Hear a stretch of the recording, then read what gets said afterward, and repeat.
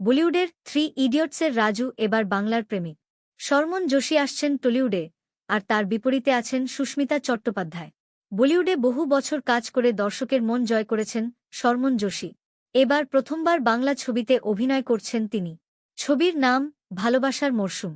Romantic drama, যেখানে থাকছে কলেজের প্রেম, বিয়ে, সম্পর্কের টানাপোড়েন সবকিছু। শর্মনের বিপরীতে থাকছেন টলিউডের গ্ল্যামার গার্ল সুস্মিতা চট্টোপাধ্যায়। মৃগয়া সিনেমার আইটেম ডান্স প্রেম টেম থেকে সোজা বলিউড হিরোর সঙ্গে জুটি। পরিচালক এম রাজ নিজেই জানিয়েছেন, সুস্মিতাই ছিলেন তার ফার্স্ট চয়েস। পরিচালক এম রাজের নতুন এই ছবি শ্যুট হবে দার্জিলিং এবং মুর্শিদাবাদের পাহাড়ি ঐতিহ্য মিশ্র কিছু লোকেশনে। ছবিতে শর্মন যোশী হবেন আবির, এক কলেজ প্রফেসর। আর হিয়ার চরিত্রে থাকছেন তানজিন তিশা এবং পারমিতা চরিত্রে সুস্মিতা। গল্পে দেখা যাবে আবির ও হিয়ার প্রেম, বিয়ে এবং তার পরবর্তী জটিলতা। শুধু অভিনয় নয়, শর্মন কিন্তু মন দিয়ে শিখছেন বাংলা ভাষাও।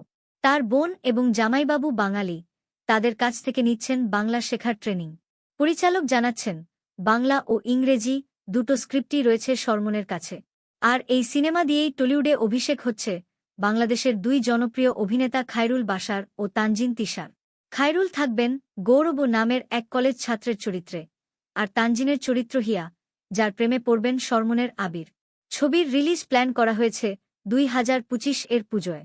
ভালোবাসার মরশুম এক প্রেমের গল্প, 2 বাংলার শিল্পীদের নিয়ে এক অসাধারণ কোলাবরেশন। আপনাদের কেমন লাগছে এই নতুন জুটি শর্মন ও সুস্মিতা? কমেন্টে জানাতে ভুলবেন না। ভিডিও ভালো লাগলে লাইক, শেয়ার আর সাবস্ক্রাইব করুন আমাদের চ্যানেল। নতুন বাংলা সিনেমার আপডেট পেতে থাকুন আমাদের সঙ্গেই।